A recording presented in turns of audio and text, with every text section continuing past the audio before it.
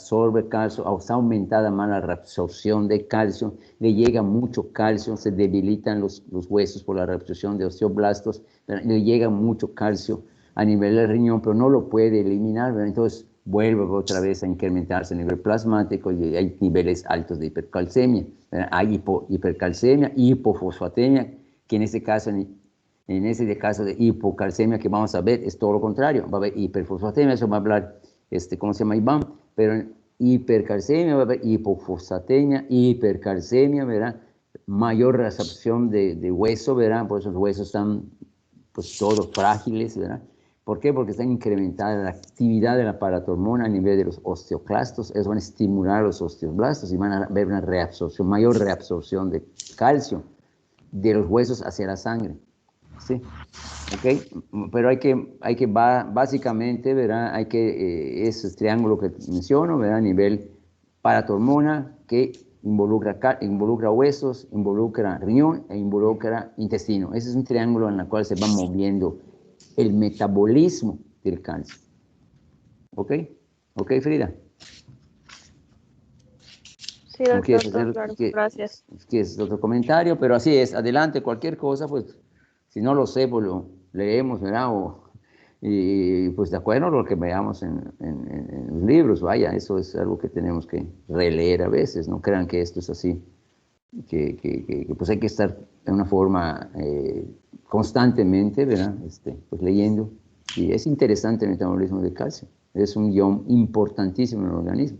Muy bien, pues vamos, si no hay ningún comentario, preguntas antes de continuar o completar la clase de hoy. Iván, Rafael, puedes iniciar, continuar. Voy a continuar. ¿Es Yusef? ¿Quién va a hablar? ¿Iván? Yo, ¿No? Iván. Sí, porque aparece, ¿no? Y Yusef también aparece. ¿Yusef quiere hablar? Ya cerró su micrófono. Ok. Iván, Rafael, adelante. Bueno, en la clase pasada vimos lo que fue la hipercalcemia, ahorita vamos a hablar de la hipocalcemia, pues como nos hacemos la idea sencilla, es lo contrario, o sea, si el otro está muy arriba, este está muy abajo de lo que debería de ser. Aquí también vamos a ver lo que puede ser una pseudo hipocalcemia, en presencia de hipoalbuminemia. O sea, en esencia es lo mismo para o sea, en el otro podía parecer que había hipercalcemia porque había demasiadas proteínas transportadoras. Aquí podría parecer que hay poco calcio porque hay poca proteína transportadora y así. Nada más hay que tomarlo en cuenta para confirmar nuestro diagnóstico que va a ser la hipocalcemia. En la etiología... Pero no ¿sí? quieres preguntar qué tiene que ver, ya habíamos mencionado en la plática, qué tiene que ver los niveles de albúmina. Preguntarle, no a ti, sino al grupo, ¿cómo explican eso? ¿Por qué hay hipoalbuminemia? ¿Cuál sería la situación de reflejo de la hipocalcemia cuando hay hipoalbuminemia? ¿Qué papel juega la albúmina o las proteínas en el metabolismo del calcio? Que una parte del calcio está unido a proteínas. Si hay hipoalbuminemia, pues el calcio no está unido a la albúmina y puede crear una falsa hipercalcemia, ¿no? Bueno, no sé si me di a entender, creo que ya me confundí. No, sí, vuelvo a repetir, a ver, sí, ya me confundí. A ver, ¿cómo está? A ver, la albúmina es un factor importante que, como ya sabemos, en sí, ¿verdad? La mayor parte del calcio, el calcio es 60, a ver si me hacen bien, es alrededor del 60% del calcio ingerido, que es poco, ya habíamos visto que únicamente necesitan bajas cantidades de calcio para que el metabolismo actúe. En el adulto y en niños, obvio, necesitan más calcio por su crecimiento. Bueno, en ese caso, la mayor parte del calcio se une a la albúmina. Y al unirse a la albúmina, el resto, ¿qué viene siendo en sí? Es el calcio libre o el calcio ionizado, con otro nombre, ¿verdad? Que es el que se va a detectar, a nivel plasmático, bueno, por los niveles que nosotros tomamos una muestra de laboratorio. En este caso, ¿quién dijo? Atala. ¿Quién mencionó ahorita? ¿Quién habló? Frida.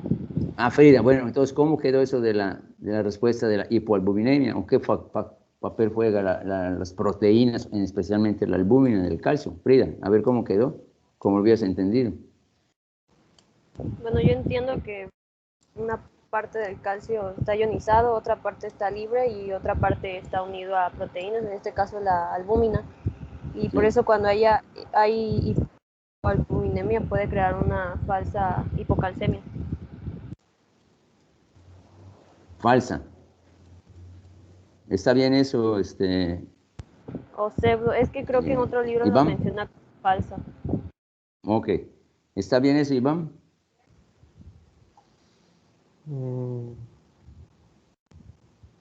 Es que no entendí qué dijo Lo la que, en el sentido de que no entendí qué lo estaba que dice diciendo. Frida, ¿verdad? Ajá. No sé, sonaba raro su micrófono. Vuelvo a repetir, Frida, lento.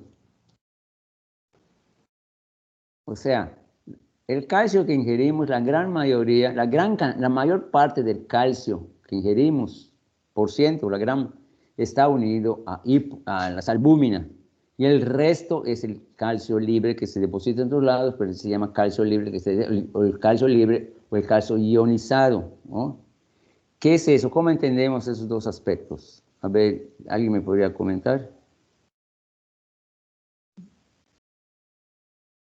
Es que como hay o sea, hay poca albúmina, entonces El calcio. disminuye el calcio que está unido a la albúmina, pero como el calcio ionizado, que es el que se detecta para la regulación del calcio, no cambia porque pues siguen iguales los mecanismos reguladores en riñón. Ajá. Entonces, el calcio libre o ionizado no va a cambiar y no va a haber una Claro. regulación por parte de la paratormona. Hormona. Entonces, existe una hipocalcemia por esa falta de la albúmina. Correcto. Correcto. Correcto. En resumen es eso, como entendieron ustedes, ya se lo entienden, lo entendemos todo, ¿no? Así es, niveles bajos de albúmina, ¿verdad? Es un factor relevante, o los niveles de albúmina o proteína es un factor relevante para que los rangos de calcio sérico se mantengan. En este caso, ¿verdad? Hipoalbuminemia, pues sí va a reflejar calcio bajo y eso va a ser alteraciones. Hablando de hipopara, ¿verdad? Ya no va a haber estímulo propiamente la hipopara, ¿verdad? Entonces, pues los niveles en este caso pues van a estar bajos. Como dice la doctora, no sé quién fue la que habló ahorita. Eso no se Paula. parece. Paula es que aparece como aquí está, es que aparece como PR, bueno, aquí está. Ok, Paula. Muy bien. Sí, Está es que es Paula Regina. Ándale, si ha visto un nombre. Está entendido ese aspecto es el metabolismo del calcio, ¿sí? ¿Cuál es el calcio ionizado? Y es el libre, o como menciona también la literatura, o calcio unido a proteínas, ¿verdad? La mayor parte del calcio que ingerimos está unido a proteínas, y cuando disminuye el niveles de albúmina o de proteínas, ¿verdad? Eso hace un reflejo de que pues no se puedan detectar a niveles sanguíneos el calcio, ¿sí? Ok, vamos a continuar, Iván, a ver si nos aclaras todo esto. Iván, Rafael. Claro, doctor. La etiología de la hipocalcemia. La hipocalcemia tiene varias cosas que lo pueden causar. Igual que en la hipercalcemia que vimos en la clase pasada, había varias cosas que la causaban. En esta enfermedad tiene que ver lo mismo. Si antes había demasiada restricción ósea, ahorita hay poca restricción ósea. Si antes había mucha actividad, mucha absorción intestinal, aquí en esta hay poca absorción intestinal, pero también afectan otras cosas un poquito diferentes y en esto vamos a ver unos por uno. Primero es la salida de calcio del compartimiento sanguíneo. Aquí nos puede afectar lo que viene a ser la hiperfosforemia. Por la hiperfosforemia van a formar complejos fosfocálcicos que se van a depositar en tejidos blandos. Esto va a dar lugar a la hipocalcemia. También una pancreatitis que pues produce un fenómeno de saponificación de calcio en el abdomen. De esta manera, una respuesta de la paratiroides a esta hipocalcemia va a ser inadecuada. También básicamente nos está revolviendo el cuerpo de qué está pasando y termina por no ser adecuada la regulación de las hormonas que va a tener. En la metástasis osteoblástica, aquí el Barreras nos menciona que es particularmente especial en el de la próstata, porque se pueden acompañar de hipocalcemia por una aposición del calcio en el hueso. También nos puede pasar esto en un síndrome llamado síndrome del hueso hambriento, que este también puede aparecer con una paratiroidectomía. Sí. Y la rápida posición ósea del mineral determina con frecuencia que esto va a ser la hipofosforemia e hipomagnesemia. Y como vimos esto también va a causar pues un desbalance hormonal que también va a hacer que la paratormona como que se destante y nos va a llevar otra vez igual a la hipocalcemia. Entonces aquí vemos otra vez qué tanto es relevante el balance de más iones, porque pues no solo el calcio va a estar involucrado en esto, pero pues lo puede afectar otros iones. Nada más sí, nada más una consideración a nivel renal para que quede bien cómo, por qué la hipofosfatemia o hiperfosfatemia a nivel renal, qué es lo que pasa, porque en hipocalcemia hay una hiperfosfatemia. Hablando a nivel renal, generalmente pues la hipofosfatemia o el hipoparatiroidismo a veces es más bien crónico, de preferencia se presentan procesos crónicos, cuando hay un daño crónico, ¿verdad? Pues generalmente el riñón es el que está alterado como reflejo de la hiperfosfatemia. Entonces se debe a eso que el flujo de calcio desde el hueso es inhibido y disminuye, o como menciona, la disminución de la absorción ósea debido a que a nivel de la síntesis renal, el calcitriol no se metaboliza, o sea, en este sentido no hay calcitriol y por lo contrario, al no haber calcitriol, ¿verdad? Es el reflejo de hiperfosfatemia por mayor reabsorción ósea, en este caso, ¿verdad? Disminución de la reabsorción ósea y disminución de la producción de calcitriol a nivel renal. Entonces, por eso hay hiperfosfatemia en este sentido, ¿verdad? Cosa contraria a nivel cuando hay hiperparatiroidismo, el fósforo en ese caso está bajo porque se elimina en forma importante a nivel renal. ¿Sí? O sea, a veces hay que revisar otra vez, ¿verdad? Ese metabolismo en sí, cómo participa el calcio en esos tres compartimientos. Vuelvo a repetir: intestinal, riñón y la misma paratormona, ¿no? que está jugando un papel importante, obviamente, en estos síntomas. Bueno, ok, continúa, Rafael. Bueno, en la formación de complejos intravasculares, eso se refiere más que nada a que el calcio puede formar complejos de sustancias en el espacio intravascular. Es tal cual como dice. También hay que tomar en cuenta administración de algunas medicinas, como también puede ser, por ejemplo, la administración de quelantes del calcio, como el ETA, y también el Foscarnet, que son utilizados para intoxicaciones de metales pesados y también para tratamiento de enfermedades por citomegalovirus, pueden producir una hipocalcemia aguda. Ok. Una disminución por la resorción ósea. Uh-huh. ¿Qué significa esto? Que ya el cuerpo no está agarrando calcio de los huesos. Uh-huh. Entonces, ¿esto por qué? Pues se puede ser primero por una disminución de la secreción de la paratormona. O sea, un hipoparatiroidismo. Que esto puede ser pues la manera más sencilla. ¿Por qué no habría? Porque no está la paratiroides. ¿Por qué? Por una intervención quirúrgica. O sea, si no hay paratiroides, pues no hay paratormona. Esto Correcto. sería una de las razones principales. Otro podría ser una irradiación o infiltración de la paratiroides como en hemocromatosis o amiloidosis. Otro puede ser un hipoparadismo idiopático, con un contexto como un síndrome poliglandular autoinmune. Y esto se podría acompañar con una candidiasis crónica. Y también esto llevaría a una insuficiencia suprarrenal. En la resistencia de la paratormona, esto es un pseudohipoparatiroidismo, porque pues hay la paratormona, pero no está ejerciendo bien su efecto, por eso el pseudohipoparatiroidismo.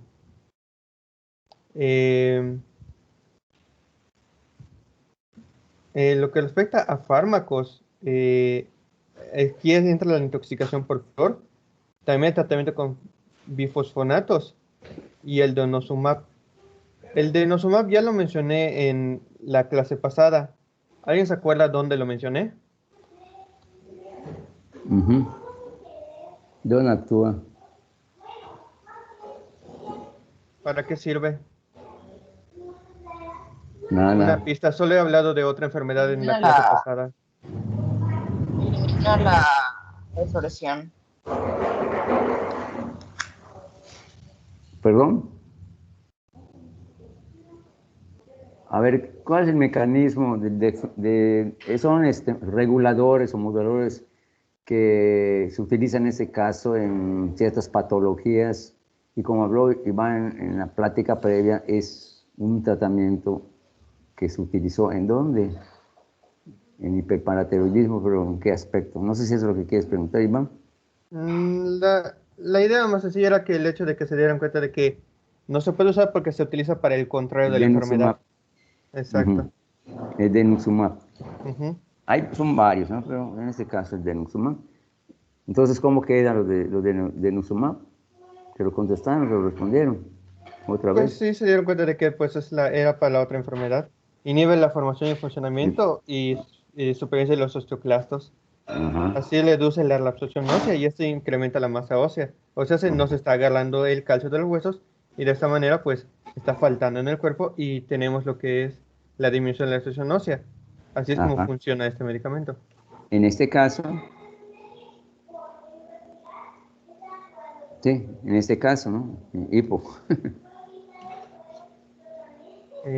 La disminución de la absorción intestinal.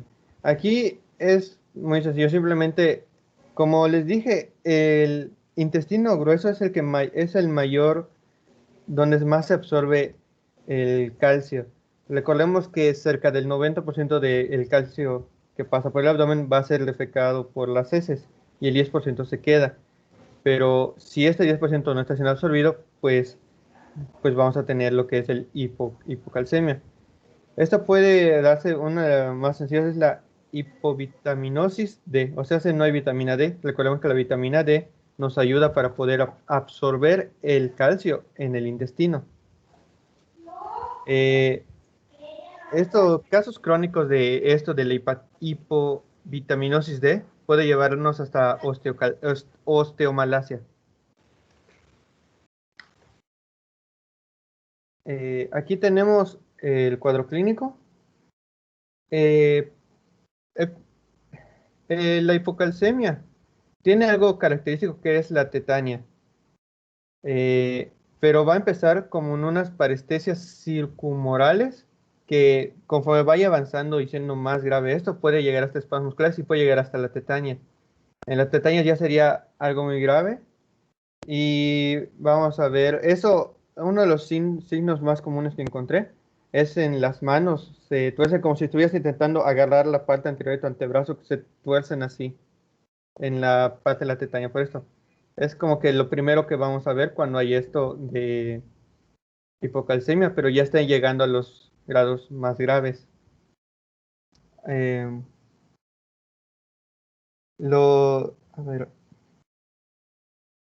el signo de Chebostek, es son pruebas para la contracción de músculos faciales. con un ligero estímulo en la zona del nervio facial anterior del pabellón auditivo, o sea, ese adelantito de la oreja, y debe haber hay una pequeña contracción de los músculos faciales. El signo de Trousseau es para producir un espasmo carpal, o sea, en la mano.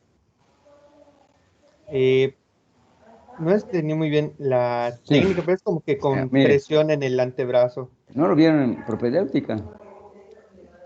El signo de Trousseau, no que yo ¿Se recuerdo. acuerdan? Bueno, el signo de Chebostek y el signo de Trousseau son manifestaciones clínicas que se detectan cuando hay alteraciones del calcio, en este caso hipocalcemia o hipoparatiroidismo. Eso ya sería pues, investigar la causa de la hipocalcemia, eso pues, eso se trata la práctica. Entonces el signo de Chebostek es, a veces le dices al paciente, bueno, y eso es propedéutica, que ponga suavecito su mandíbula, ¿verdad? Voy a poner la cámara.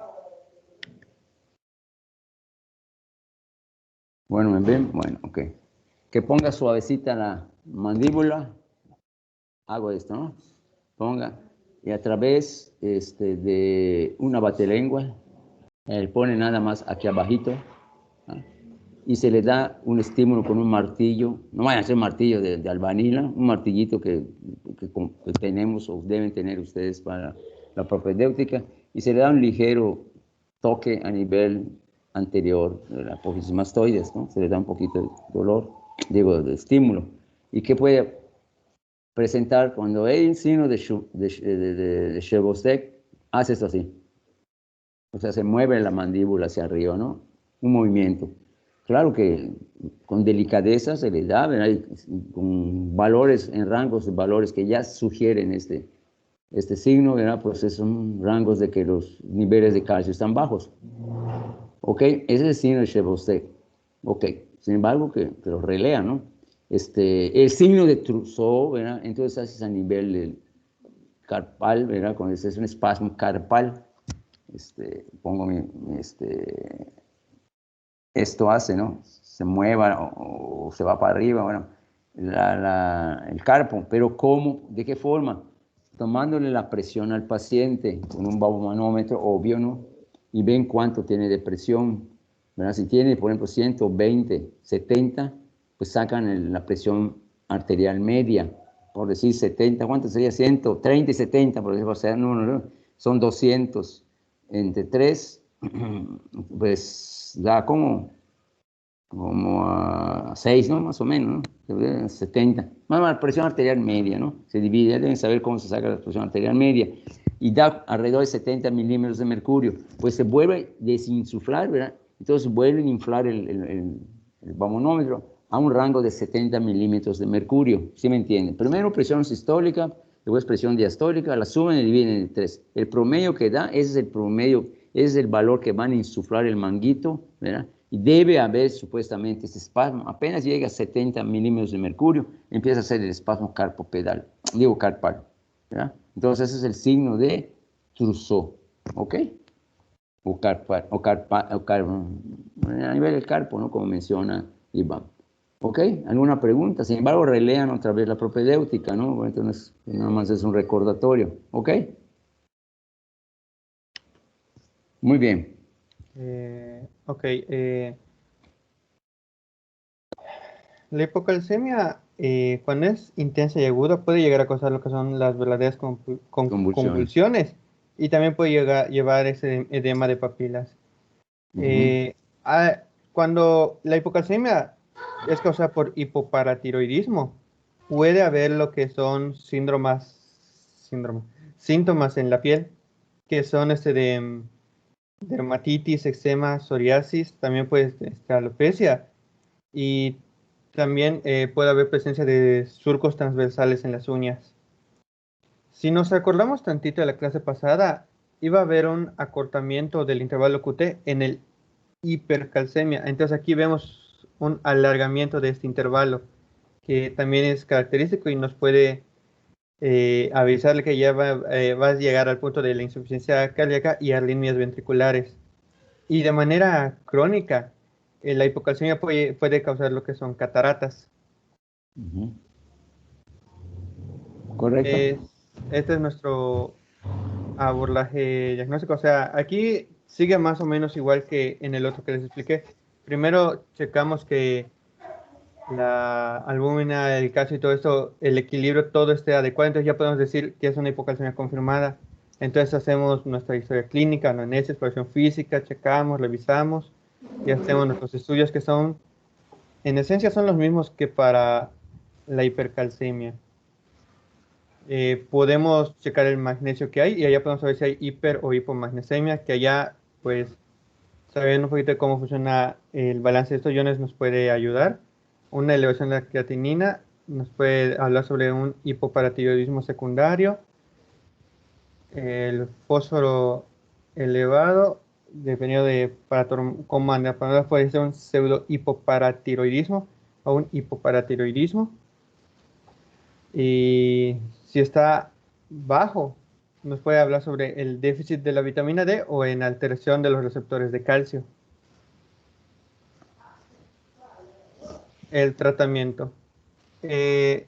Aquí se reduce a hipocalcemia aguda y crónica.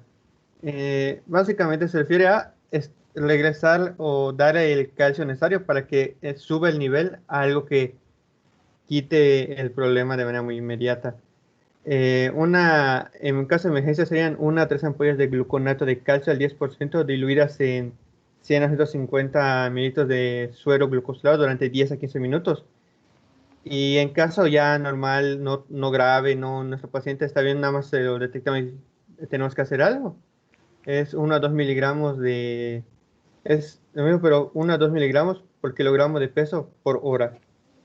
Y en una hipocalcemia crónica, básicamente es a completar el calcio en la dieta para que pueda tenerlo nuestro paciente. Entonces sería aportar suplementos de calcio por vía oral y la vitamina D para que este pueda ser absorbido de manera, eso es para hipocalcemia crónica, o sea, ya lleva mucho tiempo con esto. Y esto sería todo por mi parte. Es todo. Sí. Muy bien, un comentario en especial. Vuelvo a repetir lo mismo. Son las alteraciones del calcio, en este caso, pues de paratiroides, ¿no? ¿Algún comentario, preguntas sobre el ponente? Estaba hablando, no sé quién habló del pseudo, o sea, de alteraciones del calcio cuando hay facticio, que dicen hay una formulita para ver si qué tan real es el nivel de calcio en sangre. ¿Quién lo me ha comentado? Entonces, de acuerdo a los niveles de albúmina, ¿verdad? Eso puede dar un valor que pueda hablar de un rango que podamos considerar que existe hipocalcemia, aunque los niveles de albúmina en este caso estén normales. Hay una formulita, no sé si lo investigaron.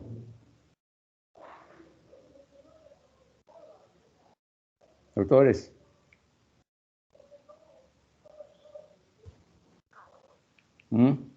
Nada, que lo revisen.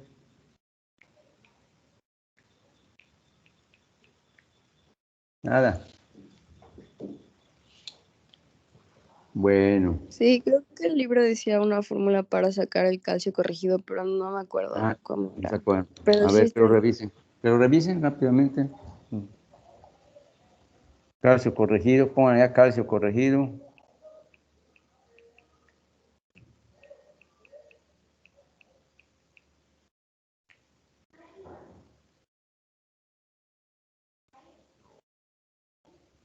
¿Revisaron? Sí, doctor. Ahí está. A ver. Permítame, ahorita le digo. Sí, para pues ahí. Bueno, lo busqué en internet, dice que da un nivel estimado del nivel de calcio correcto si la albúmina fuera normal. Según esta fórmula, se debe aumentar el calcio total en 0.8 miligramos por cada gramo de albúmina que falta para llegar al nivel medio de albúmina por decilitro de suero. Es una fórmula, sí. Es una fórmula. O sea, a veces dan nivel, por ejemplo, en hipocalcemia, ¿verdad? ¿Qué facticia puede ser? O sea, me refiero a facticia por los niveles de albúmina. Si es un paciente desnutrido, ¿verdad? Y tiene alteraciones del calcio, hay que considerar los niveles de albúmina. Entonces, hay una de esas fórmulas, una fórmula que se utiliza, ¿verdad? 0.8, ¿verdad? Por cada déficit de albúmina en rangos normales, aumentarle 1 gramo de, ¿cómo se llama?, de calcio, ¿verdad? O sea, para ver cuánto es, no gramos, sino lo que se reporta en cuanto a los niveles de valores de albúmina, ¿verdad? 0.8 es lo que te dé, es lo que tiene realmente, en realidad, el calcio. Entonces ya lo corriges y dice, pues sí tiene una hipocalcemia de 6, ¿sí? No, así es, doctora. Por decir un ejemplo.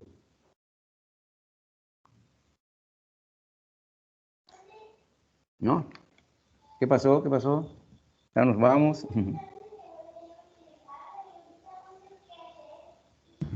No entendí muy bien, doctor. O sea que siempre que se pidan estudios para medir el calcio plasmático se debe utilizar esta fórmula.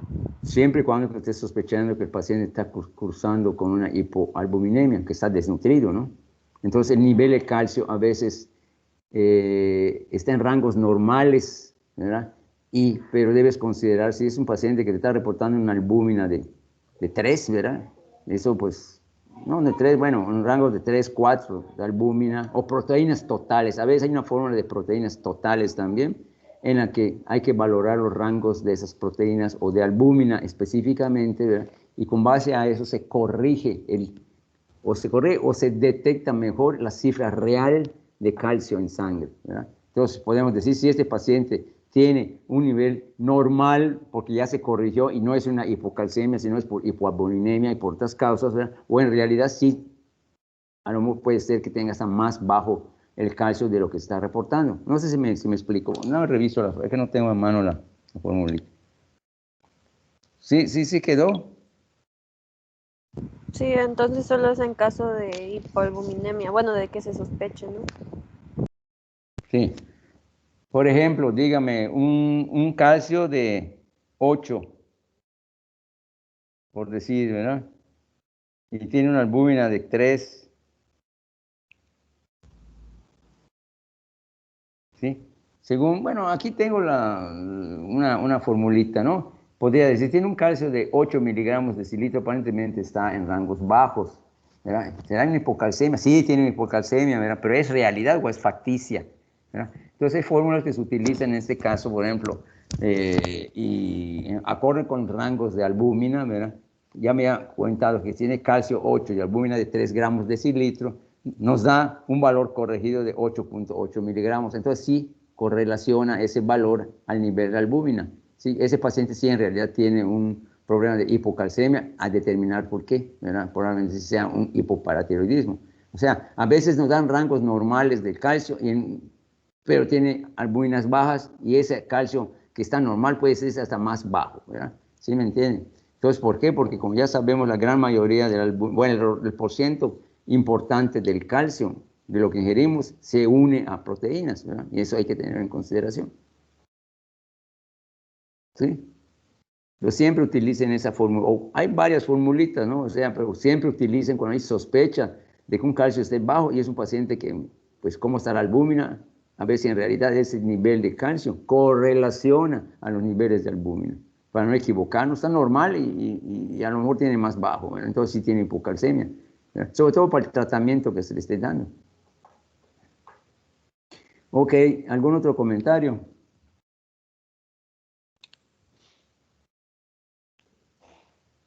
Doctores.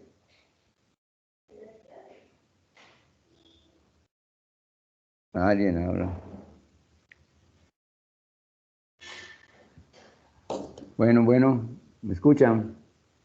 Doctor Borrales, doctora Jimena, Moisés, Milton, vino Milton.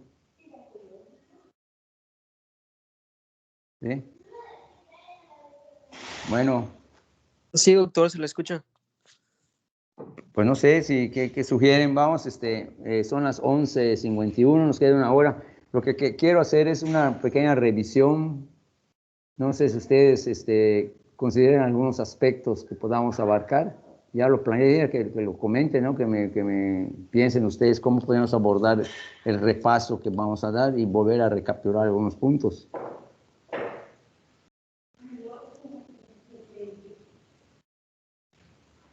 Bueno, escucho.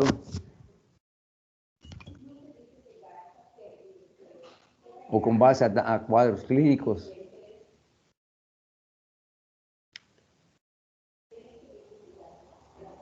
¿Sí?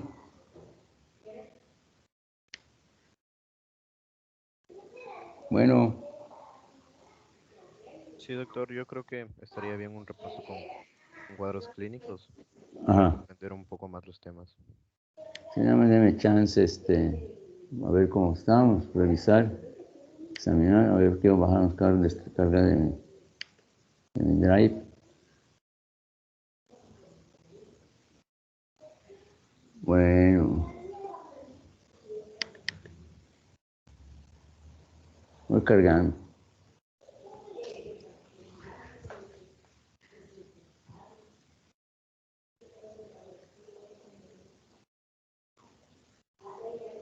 Voy cargando. Sí, hoy existe casos clínicos. Ah, bueno, sí, pero sustituir. Vamos a sacar. Me carga también.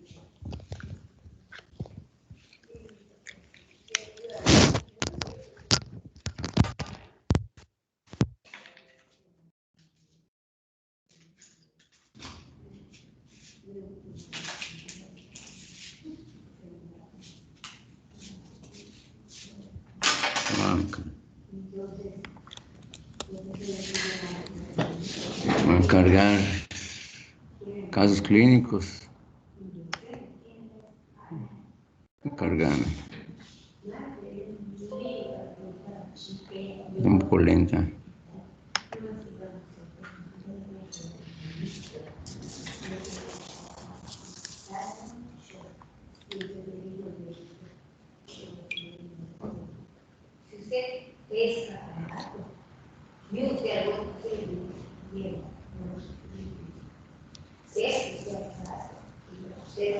Muy bien, muy bien.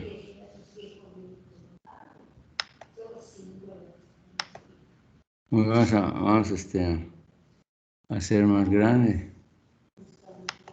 Detener grabación. Completa. Eso creo que ya lo hemos visto. Muy bien.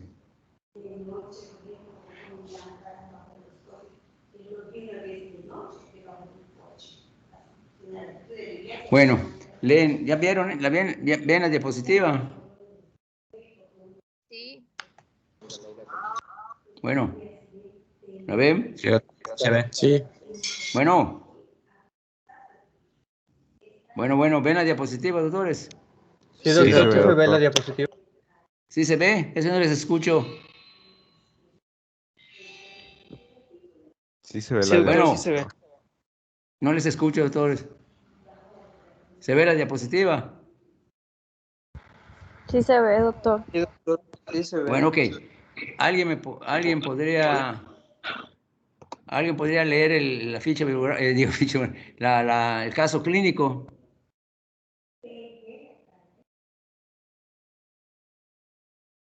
Bueno, Yo lo leo, doctor. sí, adelante, no, vamos, mi micrófono, algo está pasando. Acuda a nuestra consulta Sergio, Es que no le escucho. años de edad, refiriendo que desde hace 3 días presenta una herida a nivel No del le pie escucho. derecho. Es que no te escucho muy bien.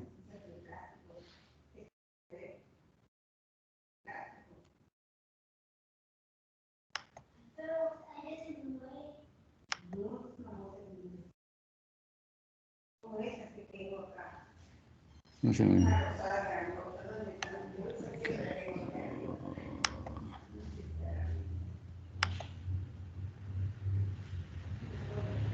A ver, lee un poquito más, es que no te escucho bien. Adelante. Acuda a nuestra consulta Sergio, de 64 años de edad, refiriendo que desde hace 3 días presenta una herida a nivel del pie derecho. No refiere antecedente traumático, no fiebre ni otras alteraciones. Se trata de un paciente diagnosticado de diabetes mellitus tipo 2 hace aproximadamente 10 años. Como otros antecedentes, presenta alergia a la penicilina, dislipidemia, hipertensión arterial y obesidad. Tratamiento actual, insulina glargina 16 unidades una vez al día, metformina 2 comprimidos al día, pravastatina 20 miligramos por día, enalapril 20 miligramos por día. A la exploración visual se objetiva pequeña lesión ulcerosa superficial de 1x2. Doctor, cambió la Sí, ya le diapositiva. cambié, sí. No estoy bien, ahí está. A ver, dame chance. Ay, perdón.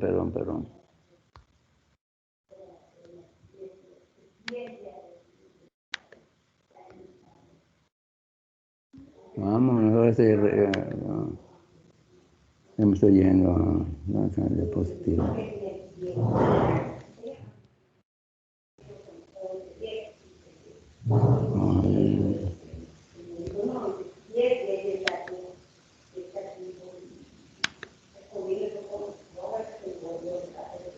Chihuahua. No va a salir, vamos a ver qué está acá. Ahora sí. Ahora sí, adelante, perdón. Adelante, entonces sí. Bien. Continúa, perdón. ¿Qué pasó? Sigue. Sí. A la exploración visual se objetiva pequeña lesión ulcerosa superficial de 1x2 centímetros en dedo. No signos perilesionales de inflamación ni de infección. Presenta cifras de glucemia capilar controladas. Ajá. Ok, de acuerdo a ese cuestionario, ¿cuál es la actitud correcta y cuál sería la actitud terapéutica? Sí, las leen, ¿verdad? Sí. ¿Leo todas las opciones o solo la respuesta? Sí, lee todas las opciones. Ok. Pregunta, ¿cuál de las siguientes actitudes crees que es más correcta? A. No es necesario realizar nada más que curas de la herida.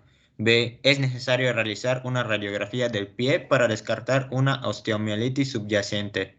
C. Lo indicado inicialmente sería realizar una valoración global del riesgo del pie, signos o síntomas de neuropatía o arteriopatía y descartar datos clínicos de infección de la herida. O D. Se debe remitir al endocrinólogo.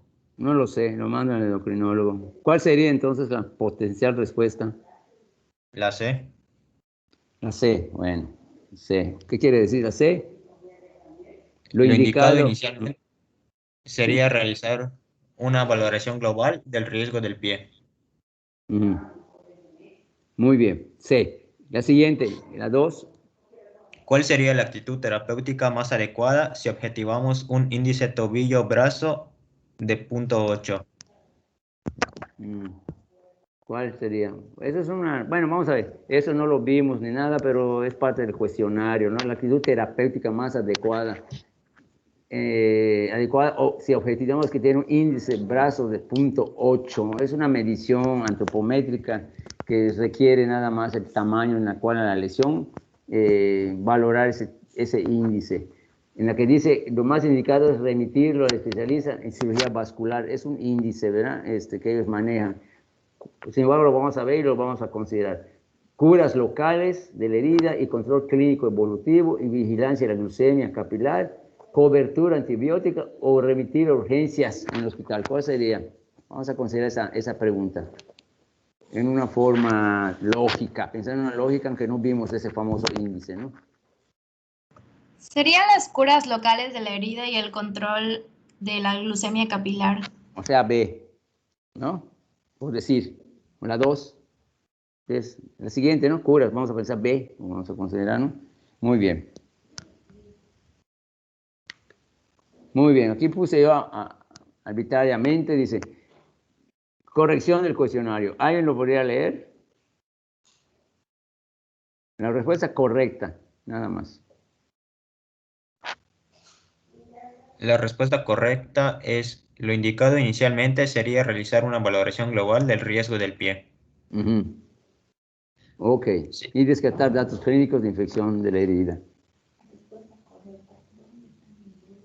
En la pregunta 2, la respuesta correcta es curas locales de la herida y control clínico evolutivo con vigilancia de la glucemia. Correcto, un momentito.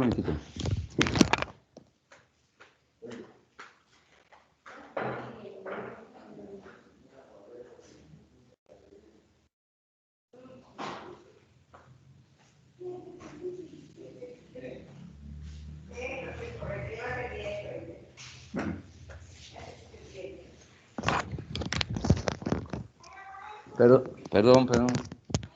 Entonces, de acuerdo a las respuestas, como ustedes vieron, que son lo que ustedes habían mencionado, hay una explicación, ¿verdad? ¿Puede usted decirlo? ¿Pueden considerarlo?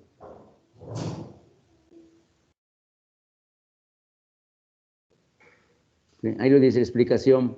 ¿Alguien me puede leer? Bueno. Sí, doctor. Adelante, vamos a hacer rapiditos. Ok, explicación.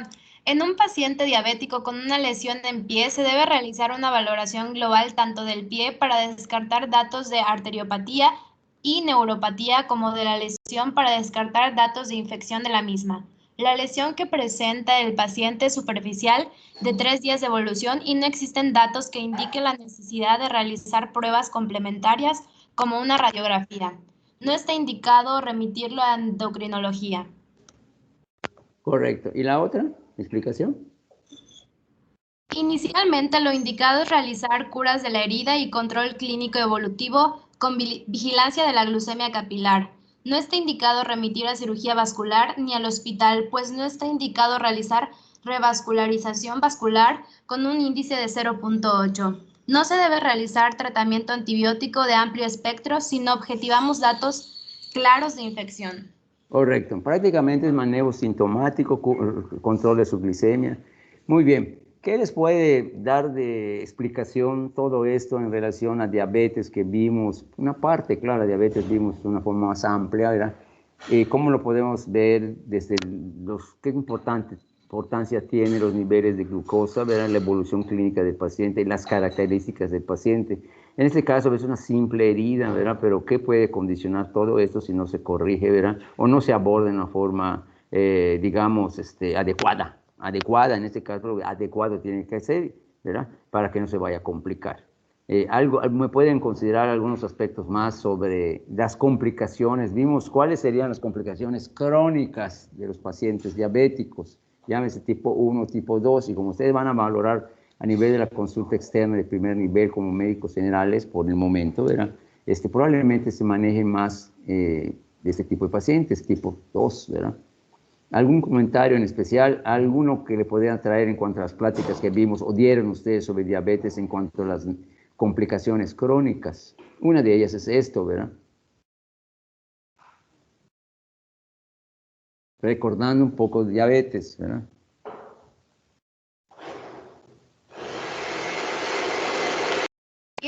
La neuropatía diabética, la nefropatía diabética y la retinopatía diabética.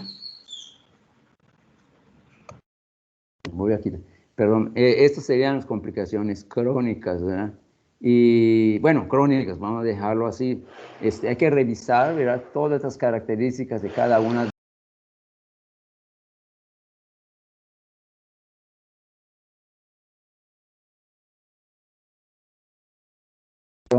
Hay que revisar todas estas, revisarlo, ¿verdad? Entonces, hablar de toda una plática de diabetes, si bien podremos mencionarlo, ¿verdad?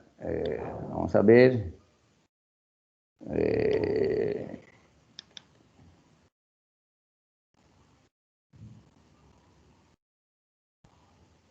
O algunas pautas sobre la diabetes, ¿verdad?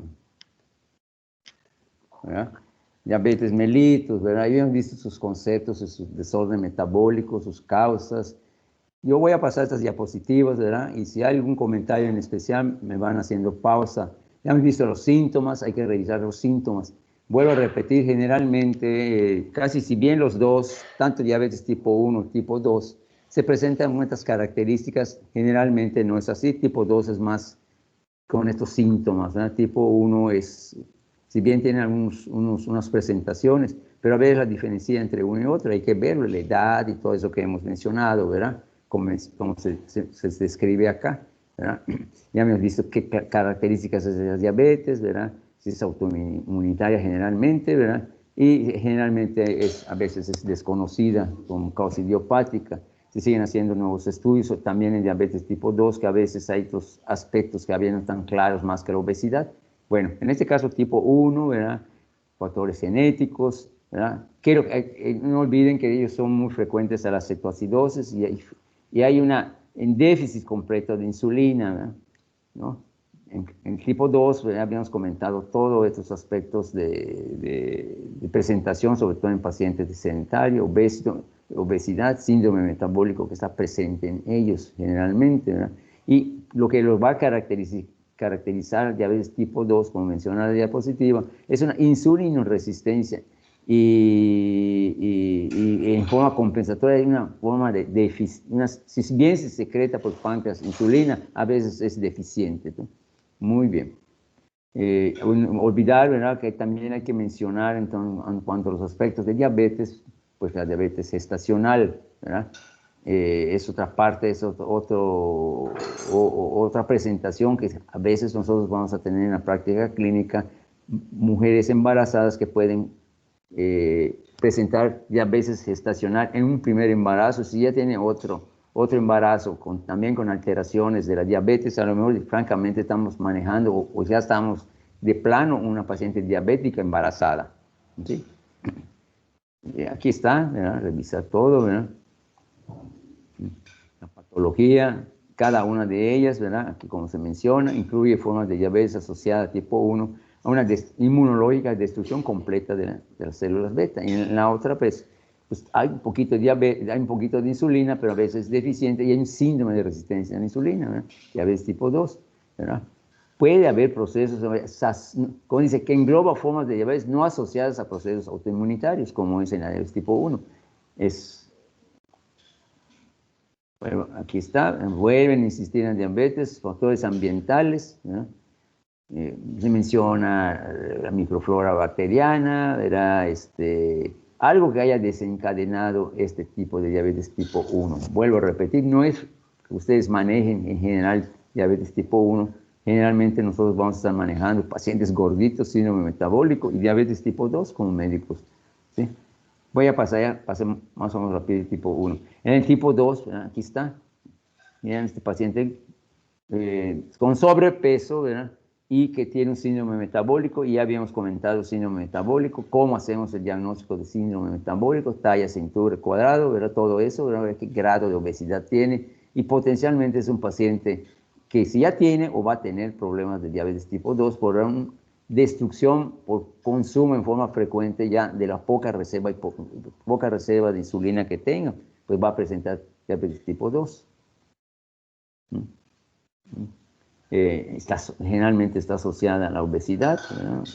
Todo esto. Y ahí no, pues no asociada a la obesidad. Entonces son otros factores que habíamos mencionado, los famosos MODI, ¿verdad? Aquí está, en inglés, ¿verdad? Natural Johnson Diabetes of Young, ¿verdad? O sea, perdón por mi inglés, ¿verdad? Pero son los famosos MODI 1, MODI 2, MODI 3, ¿verdad?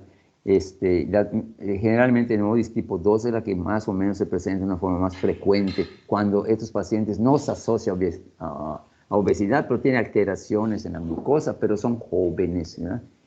Pero se comportan como diabetes tipo 2. El diagnóstico, pues hay que leerlo del diagnóstico. Es relevante ese del diagnóstico, cuál va a ser lo que vamos a iniciar y cómo vamos a catalogar el diagnóstico para que mencionemos si tiene o no tiene diabético. Puede tener alteraciones glúcidas, ¿verdad? Y podemos haberlo detectado en forma temprana y con secuencias de laboratorios, ¿verdad? Vamos a definir qué estudios, qué otro tipo de diagnóstico vamos a hacer a un paciente que tiene alteraciones en los glúcidos, ¿verdad? O sea, alteración de los carbohidratos, ¿verdad? Como dice acá, la curva de glucemia es la prueba de tolerancia a la glucosa oral, ¿verdad? Consiste en la administración, en la dosis oral de glucosa y en la práctica de extracción secuenciales de sangre, ¿verdad? Ese es prácticamente los niveles que nos dé tanto una curva de tolerancia a la glucosa. Eso ya definitivamente este paciente va a estar con diabetes. ¿Alguien me podría decir qué otro tipo de diagnóstico podemos considerar en estos pacientes para ver si tiene, considerar o diagnosticar diabetes?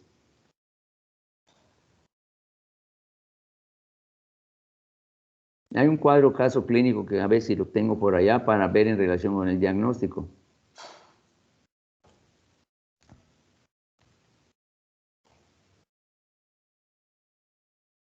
¿Alguien me podría considerar qué otras pruebas podríamos definir para corroborar diabetes en un paciente?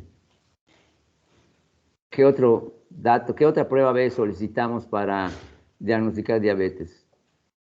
La Vera, hemoglobina glucosilada. correcto. ¿Algún otro comentario? ¿Y de cuántos son los niveles de hemoglobina glucosilada normales? Claro. ¿Hasta cuánto es permitido? Más concreta la pregunta. De una hemoglobina glucosilada. Que solo solicitamos a qué pacientes, ¿verdad? ¿Y por qué vamos sobre hemoglobina glucosilada? Es menor de 6, ¿no? Sí, correcto. ¿Y por qué se lo pedimos a un paciente que estamos sospechando que tiene alteraciones glúcidas, que está coqueteando la glucosa por allá, glucosa preprandial, ¿verdad? Glicemia preprandial, ¿verdad? Está ya medio raro, ¿verdad? Que en un momento tiene 140, después vuelve a valores normales y es un paciente gordito y dice que en un momento u otro, ¿verdad? Pues está llevando la dieta, está tomando el medicamento. ¿Y por qué se lo pedimos? Hemoglobina glucosilada. Porque refleja los últimos 3 meses aproximadamente. Refleja al mismo tiempo que si este paciente sí de veras no está llevando un correcto tratamiento. Entonces, si la hemoglobina glucosilada va por arriba de 5.5 milosmoles decilitro, ¿verdad? Entonces 5.6, bueno, ok, si va sobre eso, este paciente, obviamente va a estar por arriba, entonces, este paciente no está llevando concretamente el tratamiento, este paciente hay que ajustarlo, ¿verdad? Entonces, por eso los niveles de hemoglobina glucosilada son relevantes para ver cómo está el control de nuestro paciente. No todos los laboratorios, y no en momentos dados en el panorama en el cual ustedes se encuentren, ¿verdad? Vamos a pedir hemoglobina glucosilada, pero si contamos con hemoglobina glucosilada, pues prácticamente es un resultado de un laboratorio que nos van a definir si este paciente está bien controlado o ya tiene diabetes, ¿verdad? O sea, definitivamente, ¿ok? Y aquí está, glucemia en ayunas de 8 horas o más igual a 126 miligramos, o sea, 7 mililitros, ¿verdad? Es un paciente que ya podemos considerar como diabetes, o una glucemia igual o superior a 200 miligramos, después de sobrecarga de la glucosa durante una aplicación de glucosa, ¿verdad? Los valores de glucemia refieren un plasma venoso, o sea, que si después de la sobrecarga de glucosa a las 2 horas, los rangos están por arriba de 200 miligramos, ya podemos considerar que ese paciente ya tiene diabetes, ¿verdad? O sea, pusimos un poquito mal la gráfica, está un poquito, no le copiaron, o sea, no la ajustaron bien. Y la hemoglobina glucosilada es superior a 6.5, decía 6.5, no 5, 6.5% o milimol por decilitro. Entonces, ese paciente, ¿verdad? Pues ya definitivamente podemos considerar como diabetes. 6.5, estoy al revés con 6.5. ¿Ok? Y el cuadro clínico, pues eso ya prácticamente. Voy a ver si hay un caso clínico. Regresando a algo más, doctores. Bueno. Antes lo mío es que ya.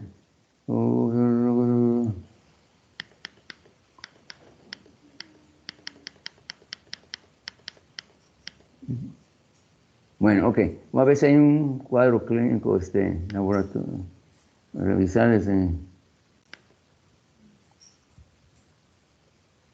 A ver. Aquí, entonces. Bueno, entonces, bueno.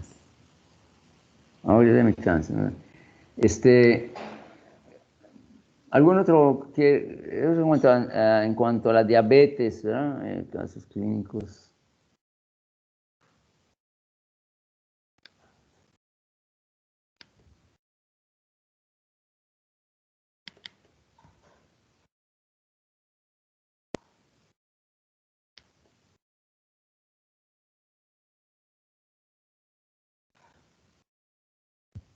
Bueno, son 2 y 17.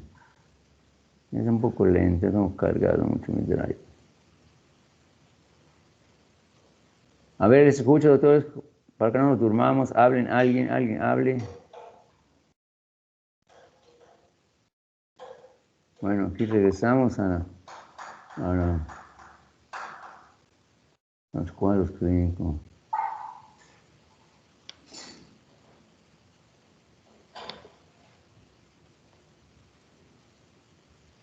A ver, ¿cuál era esto?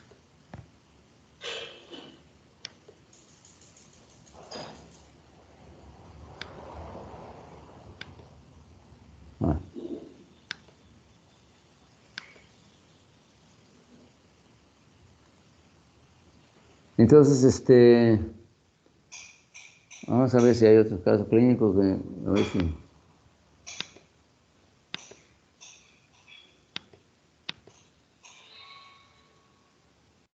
No, este es... Bueno. Aquí continuamos con este caso. ¿Ustedes quieren seguir leyendo? A ver.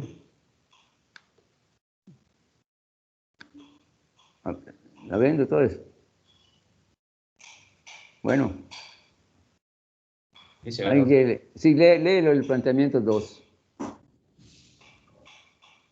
7 días más tarde, la enfermera nos lo remite porque el paciente tiene dolor y las glucemias capilares, tanto basales como postprandiales, están altas, 300 a 350. Presenta cetonuria en tira de orina. No ha tenido fiebre ni otras alteraciones clínicas. La úlcera presenta un enrojecimiento perilesional de aproximadamente 1.5 centímetros y con aumento de temperatura local. Ajá. Correcto. Entonces, ¿cuál sería la pregunta? A ver, continúe, doctor. ¿Cuál sería la actitud terapéutica más indicada en relación a la úlcera? ¿Sí? ¿Cuál sería? Dice, ¿qué? A. ¿Cuál? Remitirlo al hospital para Hospital. realizar tratamiento antibiótico por vía venosa. B. Cultivo de la herida y pautar antibióticos tópicos. C. Recoger cultivo de la herida y esperar a la identificación microbiana para pautar tratamiento. Y D. Recoger cultivo de la úlcera y pautar cobertura antibiótica empírica. ¿Cuál sería en este caso, doctor? La C. Bueno, la 3, ¿no? Ok. Recoger, la C, recoger cultivo. Y la otra, ¿y qué cobertura? Bueno, vamos, en cuanto a ¿cuál se le ocurre en cuanto a antibiótico? No vimos eso, ¿verdad? Pero nada más es una recordación de ver el manejo de un paciente con estas características. ¿Qué antibióticos se les ocurren? Acitromicina, amoxicilina, clindamicina, claritomicina. De Tin María y Dopingüe. El libro decía que tenían que cubrir Staphylococcus aureus y Streptococcus. ¿Cuál sería? Al menos esos dos. ¿Cuál sería la indicada acá? Amoxi, ¿no? C. ¿Podría ser? Ajá. Sí, diga C. Sí, amoxicilina. Bueno, ándale. Y con respecto a las glicemias, ¿qué indicaría? Tu dieta no es necesario aumentar. ¿Qué más? Aumentar dosis de insulina, o es que está muy chica mi letra acá. ¿Y la otra cuál sería? Aumentar dosis de insulina y aumentar dosis de metformina, algo así. Bueno, ok, ¿cuál ven ustedes? ¿Cuál sería? Metformina.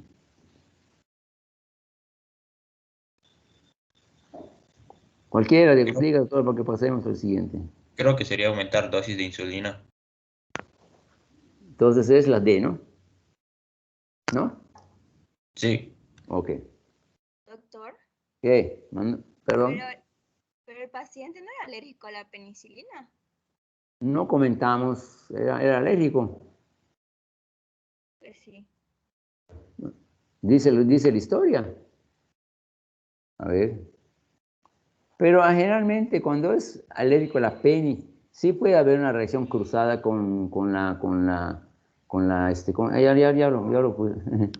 puede haber una reacción cruzada con la ampicilina, ¿no? En este caso, como es amoxicilina con clavulanato, es menos reactiva, ¿verdad? Pero ¿cuál sería otra indicación, considerando que cuáles son los frecuentes con los estafilococos, doctora? ¿Se le ocurre otra? No la sé, sino clinda, ACI, claritromicina. Bueno, vamos a continuar, suponiendo que sea la amoxicilina, ¿sí? Entonces vamos a ver, bueno, la respuesta correcta, que la lean, porque es recordatorio nada más, no se trata de hacer un examen así, nada más ver las características y las consideraciones crónicas de la diabetes. A ver, que la lean, la respuesta es correcta y explicación.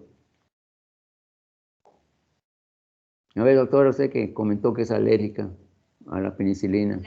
La respuesta correcta es clindamicina. Explicación. Lo indicado es pautar clindamicina. Se trata de un paciente con alergia a la penicilina y por lo tanto no se debe usar ni amoxicilina ni ceftriaxoninas. Los macrólidos han dejado de ser buena alternativa en España debido a la tasa de resistencia, 30%, frente a estreptococos beta hemolíticos que no solucionan moléculas más modernas como la claritomicina o la acitromicina. Muy bien, una observación adecuada, doctora. ¿Y la primera explicación? La primera explicación es que recoger cultivo, ¿no? Sí, recoger cultivo de la úlcera y pautar cobertura antibiótica empírica. Empírica, ok. ¿Por qué empírica? Porque va a tardar el laboratorio, ¿no? Entonces, pues hay que empezar a iniciar. Ya pues si sale el laboratorio, se repone el laboratorio, pues ya se adecua el tratamiento, ¿no? Y como dice la doctora, buena observación, como es alérgico a la penicilina, ¿verdad? Amoxicilina, bien puede haber una reacción cruzada, que es un indicador, porque como es digamos, a la penicilina, ¿verdad? Tiene reacción a la penicilina, hay antecedentes, pues otra opción sería la claritromicina. Ok, muy bien.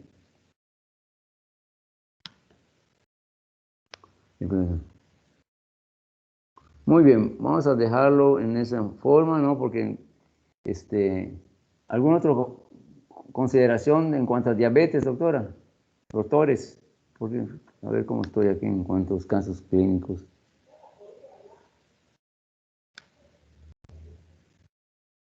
¿Sí? Bueno.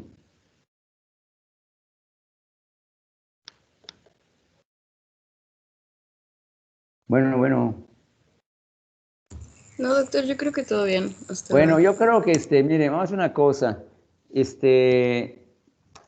Hablar de toda este panorama de endocrino, ¿verdad?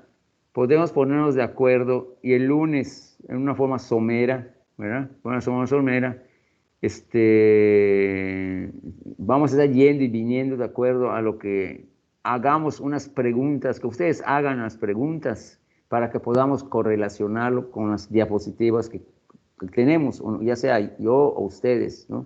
Por eso va a ser un poco dinámico tratar de hacer, prestar la pantalla, me refiero que cuando entre uno, salga uno, o yo tengo diapositivas, ¿sí? Porque ahorita sí siento de que nos enredamos un poquito y lo confieso, ¿no? Porque habían consideraciones que a veces, digamos, de acuerdo a ustedes, ¿qué es lo que sugieren para la siguiente plática de 2 horas de aquí al lunes? Entonces, yo sugiero de aquí al lunes que ustedes hagan unas preguntas de cada uno personal, ¿verdad? Porque no de grupo, sino personal, y qué abordamos en especial, y lo abordamos en una forma más directa, ¿no? Y sobre lo que tengamos, sobre las diapositivas que contemos. Por ejemplo, de dislipidemias, ¿qué podemos prácticamente hablar de dislipidemias? Otra vez sobre diabetes, algunos aspectos. Del síndrome metabólico, algunos aspectos. Rápidamente, porque hablar de todo, ¿verdad? Pues es así, en una forma somera, pues a tratar de abarcar todos los temas, ¿verdad? Entonces, el próximo lunes es que ustedes hagan preguntas propias. Doctor, vamos a hablar de dislipidemia, pero este aspecto de dislipidemia, por ejemplo, no sé, verá el metabolismo de alguna dislipidemia, verá sobre la práctica clínica también, síndrome metabólico, verá cómo hacen el síndrome metabólico, por qué la resistencia a la insulina, la diabetes, algunos aspectos de diabetes, tiroides, que es relevante, el metabolismo de yodo y todo eso, pero algunos puntos relevantes nada más vamos a tocar, ¿sí? Tratar de que cuando hablemos de esas preguntas, ubicarnos, ya sea en una forma por medio de diapositivas o en una forma verbal que expliquemos todo y acorde a la pregunta que ustedes nos hagan. No sé qué sugieren ustedes, doctora, escucho también comentarios. Milton o la doctora, otra vez Frida.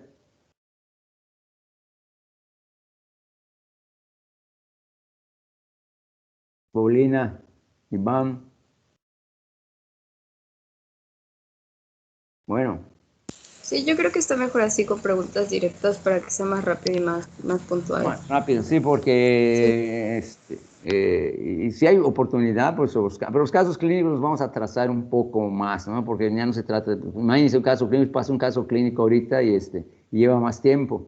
Pero me refiero que si son preguntas directas, ¿verdad? Algo que no entendimos, y por ejemplo, a nivel de hipófisis no hablamos de lo que es el hipogonadismo, ¿verdad? Sería bueno volver a tocar ese puntito, esos aspectos y algo de lo del metabolismo a través del calcio, ¿verdad? Y volver a entender, ¿verdad? Cómo está el metabolismo del calcio, el tiroides, o sea, preguntas directas, no sé, que cada quien haga algunas preguntas y conforme a eso, ¿verdad? Pues si hay preguntas repetidas, pues no tiene caso, ¿no? Pero si hay preguntas que podamos complementar, pues el lunes, de aquí el lunes nos vemos a las 11, ¿verdad?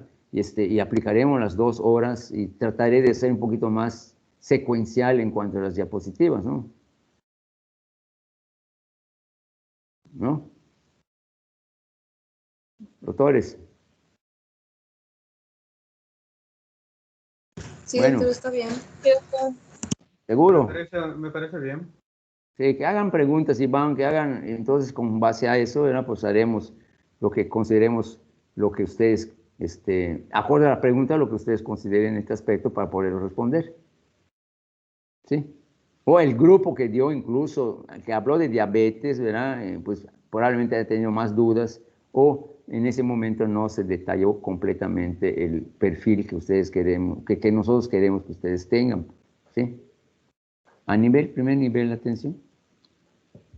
Ok, si no hay ningún comentario, pues nos vemos el lunes a las 11 y trataré de hacer un poco más explícito sobre algunos puntos de los temas, ¿no? Los temas, ¿sí?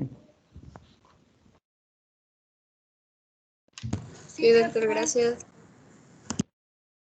Bueno, entonces nos vemos el lunes, doctores. ¿Correcto? Sí, doctor, hasta luego. Gracias. Gracias, doctor. Hasta el lunes. Ok, el lunes a las 11. Voy a suspender la grabación.